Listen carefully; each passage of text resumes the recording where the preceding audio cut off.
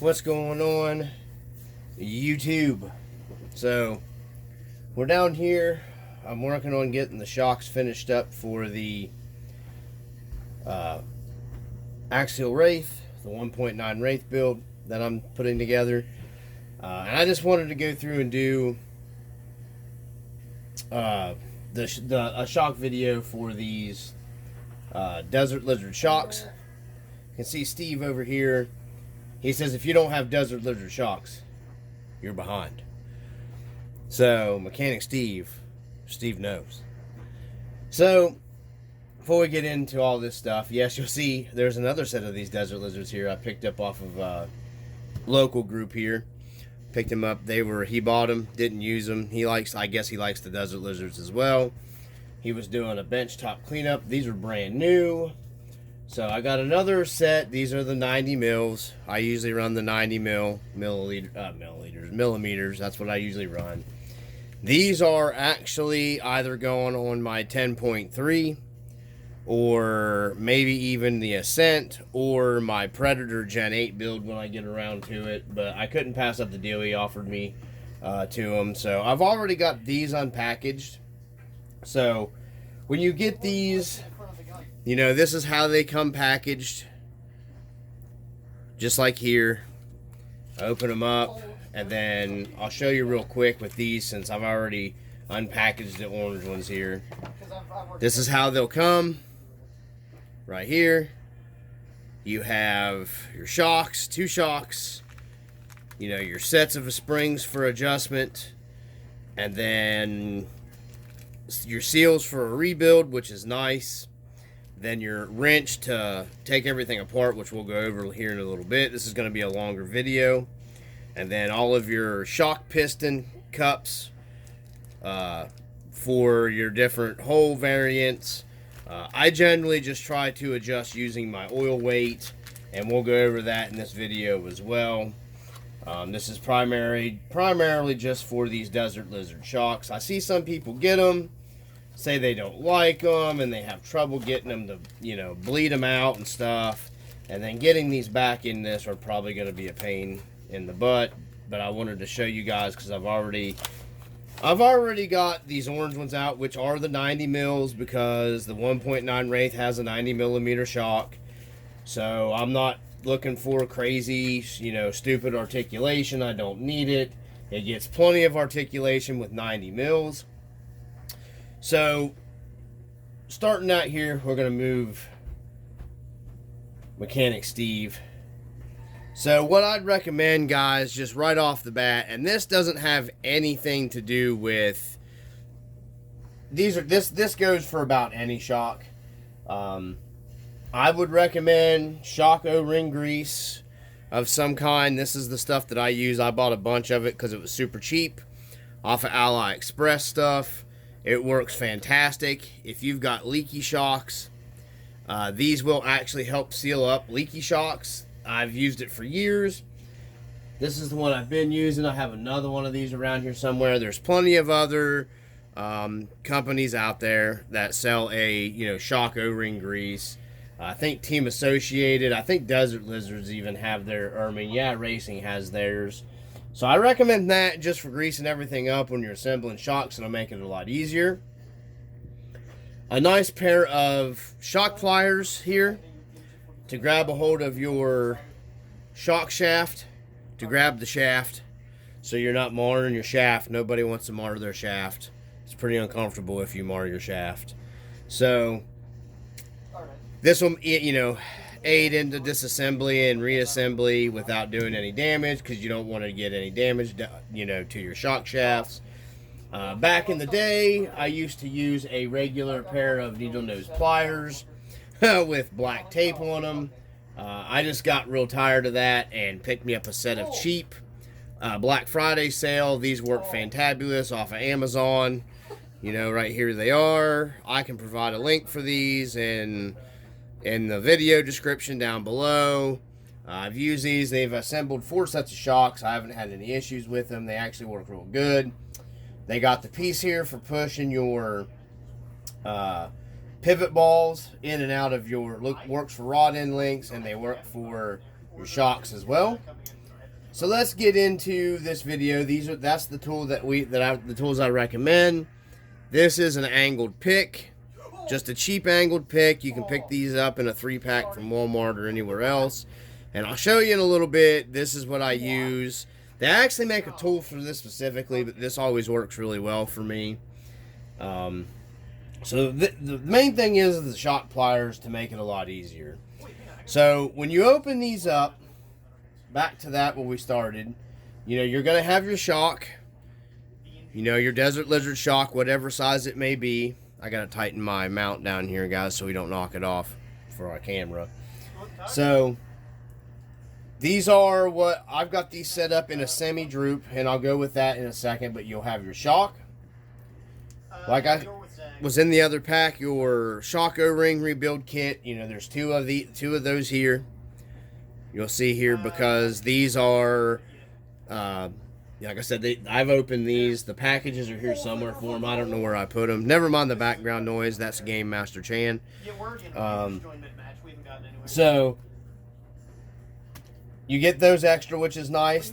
It comes with your wrench for disassembly of your shock here, which is nice. Each set of two, they sell them by two set of shocks of 2, not a set of 4, a set of 2, and each set will come with one of these wrenches. That's why you see I had these X'd out here, because I went ahead and that way you could see everything that come out. Now you won't see all of per se the springs here that I have laid out, because how I do these, and I'll get into that in a second. The spring setup that I'm using is in all 4 of these orange Desert Lizards for the Wraith. So let me see if I can flip this over to make it so it'll catch it. Yeah, that might work a little better. So you'll get your pistons. You have a single hole piston, a 2-hole piston, and then a 3-hole piston. And then what's in here is a 4-hole piston. That's the pistons that they give you for your, your adjustability. I usually tend to run a heavier weight oil in most of my setups, so I keep the 4-hole piston. And we'll just go ahead and break that down, and I'll show you what I mean. Like I said, it's going to be a long video, guys, because I'm going to go over the setup of these Desert Lizard shocks, and I'm just going to do the one, okay? And some few different variations of the setups. Reason why I love these shocks, okay? Because you can set these things up so many different ways. So that was my little internal spring fell out. So this is what I'm talking about if the camera picks it up. There's a 4-hole, maybe. I don't know if I can get there's a 4-hole piston. That's the 4-hole right there. You can see the 4 holes. And that's for, a heavier weight oil viscosity. You can actually run a thinner weight oil. And then run, like if you say you have like a 15 weight oil and you want to slow your shocks down and you don't have like a thinner oil, you can actually go to, a 2, instead of a 4-hole, go to a 4-hole shock. But I use my oil weight viscosity to, adjust my shock. It's just easier that way for me. So we've got this thing disassembled. And I've seen there's several of these videos out there on YouTube, the guys building these things. So the plethora of springs this thing comes with, okay? That'll come with, I have the short medium right here, and this is what I'm using for a cushion spring. I have it set, I usually drop it down here in the shock body itself. That provides me a little cushion here. While I'm riding, I can still ride on the trail, and I get that cushion. So I want that because if I'm on the trail, it just provides a little extra actual suspension there, like a vehicle would have traveling. That's why I say I consider these semi-droops, because you can actually, this is the medium soft spring. I usually always tend to run, if I'm running a droop, I usually always tend to use the softest spring up here for my droop setup, because it just makes it so much easier for it to droop out. And then, like I said, you can add your weight oil in here, to slow it down even more without, necessarily putting a heavier spring. I would rather have this being, super slow. I mean, super, soft here, so it just lets it easily slide on it. So that way, it doesn't have to. Your suspension works nice and smooth that way, and you don't, there's no force, or especially if you got any weight down low like brass or anything like this.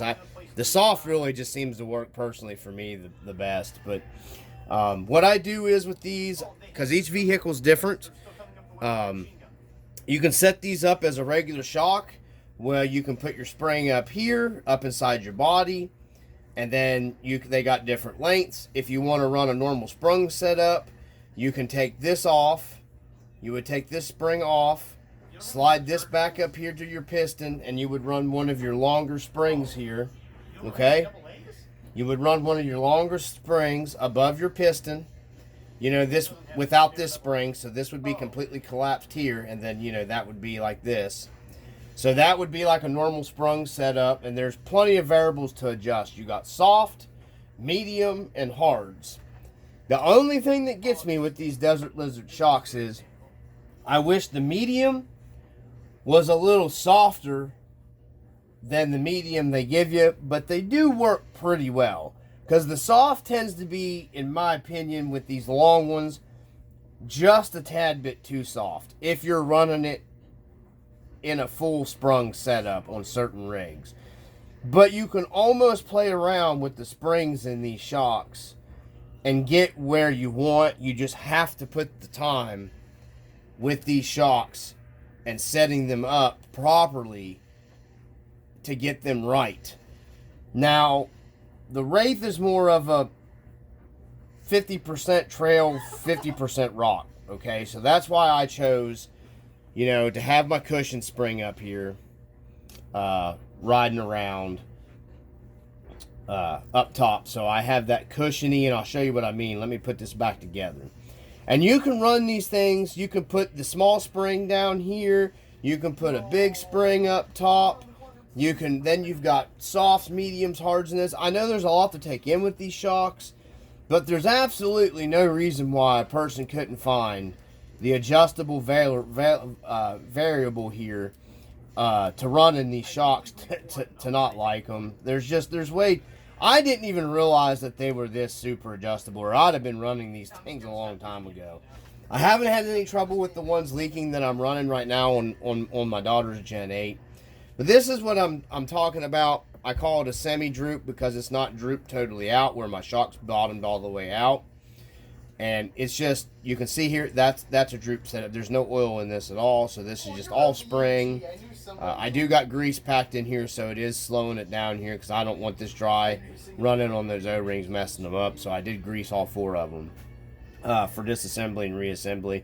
Because what I do is I'll assemble all 4 of these with no oil in here, knowing what weight oil I'm going to pretty much end up using anyways. Which is usually either a 25 or a 40, and I'll explain that here in a minute in the video. So generally what I do is I assemble these and I try them on the truck, on the table, because it'll give you a pretty good idea of where you want to be with these shocks. And then it's real simple. I see guys taking E-clips off, and I'll take this back apart real quick. I see guys taking E-clips off and all that. You don't got to do that. Now you probably don't want to go ripping this thing apart 9,000 times this way, but I always lose that little spring. And put it back down in here. And I almost decided to go with the soft spring in here as a spring over on this Wraith, but I wanted to take more of that body roll, kind of like the Wraith kind of had that body roll a little bit in it, like if you're looking for scale, the body rolls, some body rolls okay for like scale driving, but for this I didn't want that. I wanted more performance, so I wanted to take that body flopping a little bit more out of it. So that's why I like the droop or the semi-droop setup. So if I wanted to go full droop, I could just pull this medium spring off right here, okay, in the soft, and go with my soft long, and I could go with like a full droop, and this bad boy would be drooped out like, like right around in there. But I wanted to keep a little extra ground clearance is why I went with, I would say this is probably like an 80% droop, how I have it set up, because it's not a full droop. So let's get into, like I said, you just have to play with these things with your variants of your springs. The hards, man, you'd have to have a super crazy, stupid, heavy setup to run the heavies, I would imagine. Because these heavies are just, man, they are super, super heavy springs. The mediums and the softs is mostly what I've dealt with. And then, like I said, there's just so much tunability here, and they come with your screws. They are countersunk style screws. It comes with, you know, your lock nuts, nylon lock nuts for your screws. So they pretty much come with everything to put them together. They come with your pivot balls. I've already installed those. So they do come with your pivot balls here, the eyelets here. They come with both of them, the one up top here. They come with this one and they come with that. So they come with, I mean, everything. You don't have to. Now the Gen 8 I had, because they've got, you know, a different shock mount pivot balls. So I had to fiddle around with those a little bit to get them right. But these are just a really nice shock in my opinion. I don't see why some, you know, you just really got to work with these to get them how you want them. But I highly recommend set all 4 of them up and then just try it on the bench. Check your flex, you know, your however you want. If you want crazy stupid flex or, you know, just different variations, you can get a pretty good idea of where you want that truck to be at that point. You know what I'm saying? Before you actually add your oil and start assembling. And then, you know, adjust from there, because there's no collars to screw down on like a normal shock, you know, so you have to kind of use your spring and your spring tension and your, you know, everything to kind of work in the combination together to get these set to where you want them set up. So, this is how I wanted mine set, was the small cushion spring up top. So I, you know, when I'm trailing, I have that cushion. Normally I would tend to run the softs, but the Wraith did require these mediums because it was bottoming out too easy and too fast. And I didn't want it doing this going down the trail. So I wanted the mediums pushing back on this spring to hold more tension on it. So what we're going to do is here, we're going to get, and they do come with your instructions, obviously. They do come with your instructions that breaks it down on assembly. You know, shows you how to take everything else apart so you can rebuild them later. You know, I've had these things apart a bunch, so I'm not, you know, I've pretty much already done it so many times. I just wanted you guys to be able to see everything. So let's get into this, and we're going to talk about oil. So how I have these is what I would consider a semi-droop setup, how I'm running these. Here's what I recommend, okay? I like 40 weight oil. If you're wanting a more scale ride, I would recommend a lighter oil, like a 10 to maybe at the most a 25, and you'd have to tune from there. That way, because scale driving rigs are not like more of a performance-oriented rig, okay? You don't want your suspension acting all goofy, flopping around. You want controlled movement, smooth articulation, precise things. You're not going to get that with a really light oil. Generally, I like the 40 weight because you start, and I mean, I don't care. I just always buy these big bottles of Losi's because I get them on deals. And then Losi oil, I usually try to get the 4 ounce because that's the big bottle and it lasts forever. I just tend to, you know, usually run that. This is their 40 weight. You can see their CST up here, 40. So, that's like a middle of the road oil. So that's where I usually start, is the 40. And then, like I said, I am running the 4-hole pistons. I was going to do the 25. And I think I'm probably going to end up going with probably, I'm still trying to decide here while we're doing this video, truthfully, because I'm still torn. Because the Wraith's not super heavy, I'm almost thinking the 25 might be a little better, and I haven't even pulled the plug out of this 25 yet. Fresh.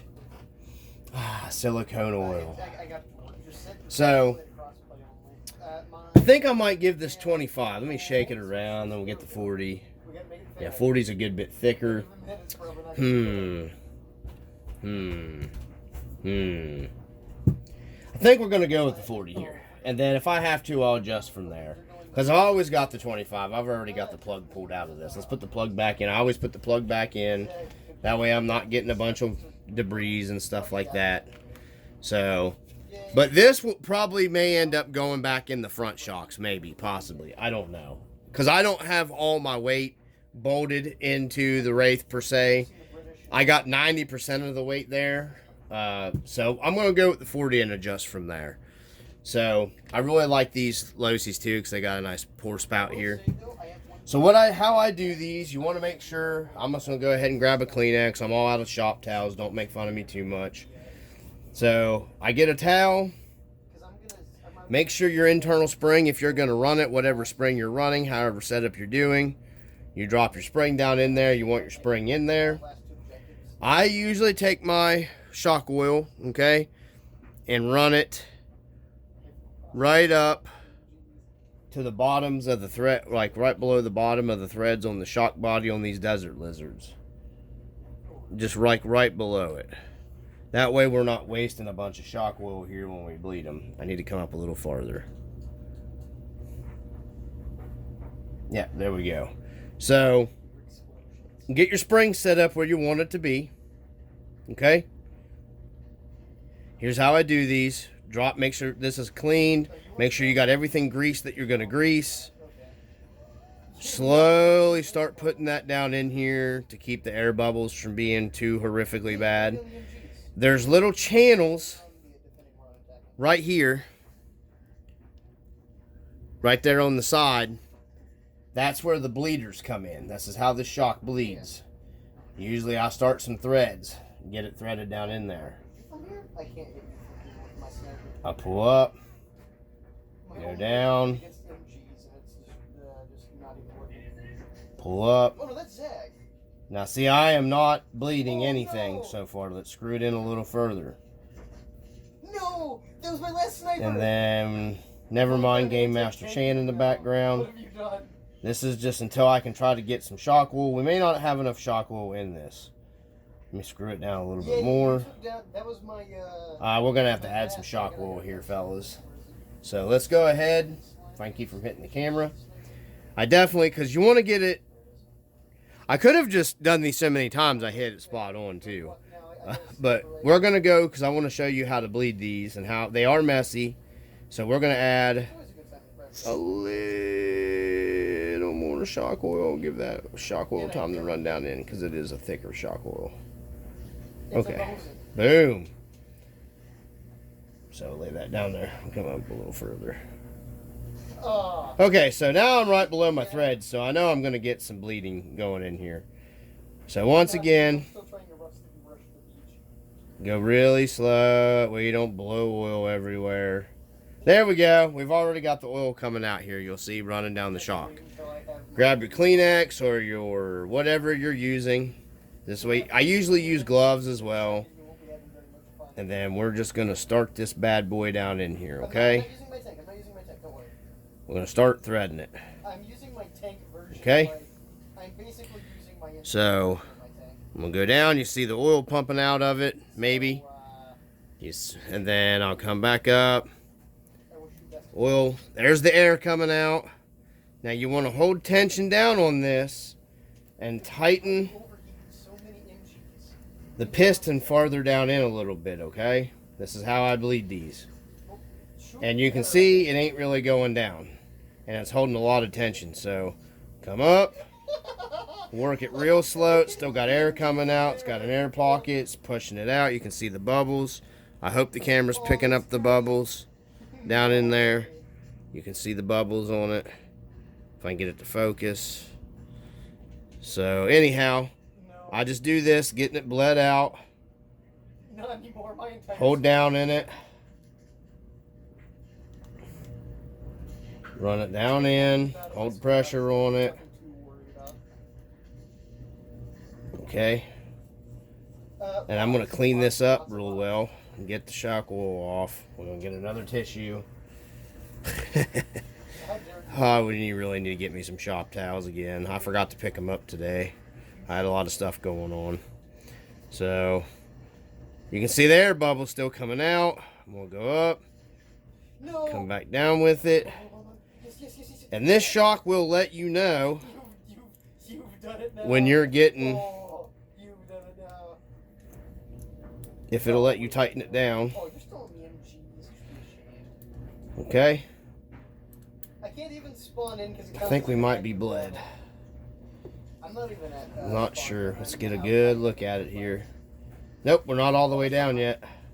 Because you can see the little gasket, the little O-ring that's down in here.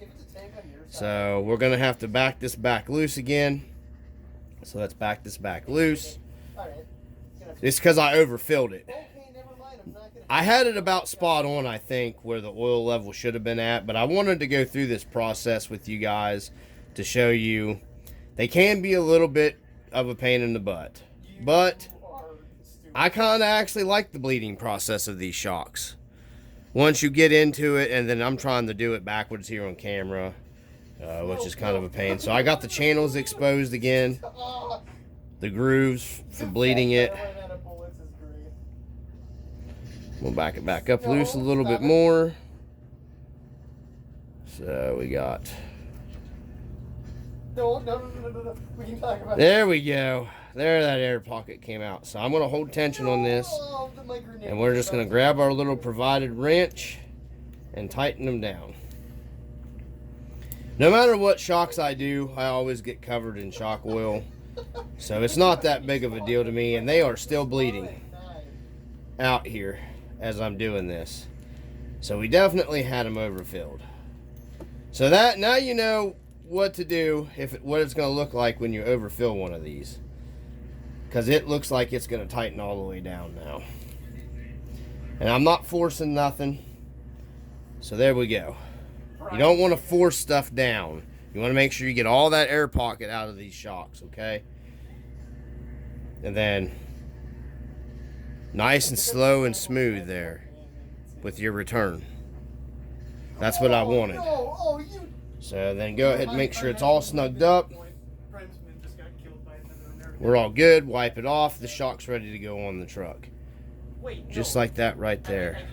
And that returns where I wanted everything. Nice. I think 40 might ended up being where I needed to be with this too. Now if you have... You could get away with changing the piston on this. You could keep this turned upside down. Disassemble it if the shock's not totally dirty. So you take it out and run it. You could pull this piece back out. You could clamp here because you wouldn't have to take this out. You could remove your E-clip and keep your shock housing sitting in a stand so it doesn't spill your shock oil back out, okay? If you wanted to tune, it'd be an easy way to tune these. Pull this out, unscrew this, pull it out, change your piston, and you, without changing your oil, like if I wanted the shock to return faster, like to be whoop, and then pull back in real fast, I couldn't do that with this because I'm at a 4-hole. But if I wanted to slow it down, if I wanted that return to be a little slower coming back, like if I wanted to go without changing the shock oil weight, I could go to like a 3-hole piston and I could put this all back together, use the same shock oil in it so I'm not wasting shock oil, screw this back down, really wouldn't have to bleed it too much, I'd have to add a little bit of oil, and then I could test it. If I needed to slow it down even more without changing my weight oil, you could go to a 2-hole piston. So there's a lot of adjustability with these shocks, guys, these Desert Lizard shocks. So I know it's a long-winded video. I just wanted to share with you guys. They are a nice shock. They're well worth the money they charge for them, in my opinion. I think these are going to keep my little Wraith bouncing around. Highly recommend this tool. Will make it a lot easier.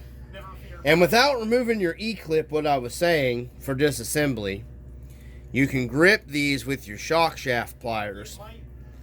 Take your little hooked end of your little tool, hook it into the end right here, get it hooked in there, and you can unscrew this, and this will not fling out. it'll stay locked in just like that right I there. have one I'm not going to unscrew it. It just makes it, and they make a tool that slips on this. You can tighten it in and out. So I just like this, and it's really nice. It actually works a little better than the tool because you can put a little more torque on this out here like that than you can with the tool. Some of these end up being like super tight screwed on for some reason. I've even had guys super glue these down to the shaft on used trucks that I've gotten. But there we go. That's a semi Droop setup with the Desert Lizard shock. There we go. And I see some guys saying they're losing some articulation with these shocks when they go to them, especially if you're running them in the semi Droop because you have that little spring up there. So here's the thing. If the truck has a stock 90mm shock, if you want to take care of that semi Droop problem with that spring, it's simple. Order a 100mm shock. That's why if you watch Ginger Ninja's videos, he said I think he usually runs 100mm. I'm not a huge, this Wraith's Flex insanely great anyways. They have plenty of suspension articulation. So 90 mils were going to work. I didn't lose but maybe a couple millimeters, maybe 4 or 5 millimeters of articulation with this Wraith, and I am not worried about that. Generally, I try to keep the size tire underneath that size tire. So if I have a 4.75 inch tire, I want at least 4.75 inches of suspension travel out of my suspension. 5, you know, you don't need, I see guys like all that. I mean, I'm not saying that the Crazy Flex doesn't help in some situations, but in a lot of situations it can screw you. And because I've had that experience. So that's why I really like these shocks. So if you're worried about losing that little bit, a few millimeters of your shock articulation, especially in a full Droop or semi Droop setup, go from a 90 to 100 mil, problem solved. You're not going to lose anything. If anything, you might gain 1 or 2 millimeters. You know, I just prefer the 90s on my rigs because they work fine for me. So that's what we got here for our Desert Lizard. You know, and then it's just the same way bleeding these, no matter how kind of configuration that you set these in. But I cannot stress enough, do not fill these with oil until you get that spring feel in however setup that you want before you fill them with oil. And then keep in mind that that oil weight is just going to slow that shock action down. That's all you're getting with your oil internally. Is it's gonna slow it down. It's gonna slow it down both ways. In that way, back out, and in a Droop setup, it's gonna slow it down that way. So, and then my preferred method of mounting these, if I can, in any way possible, is to mount the shock with the body down, because you get that excess weight here, because it is fluid filled. You know, pulling down. Stop living. So. Are you in a tank? But there we go, guys. She's perfect. I think 40 weight was right. I think 40 weight was right for this. So, anyhow, from the RC Dungeon, I hope everybody's doing well. Happy holidays, Merry Christmas, whatever you celebrate. And as always, I appreciate everybody that's been subscribing and watching. I've picked up a lot more subscribers lately. I 100% appreciate everybody that subscribes to the channel. Please, if you watch, take the time to like and subscribe. You don't have to subscribe, but if you watch the video, please take the time to hit that like button. From the RC Dungeon, peacers.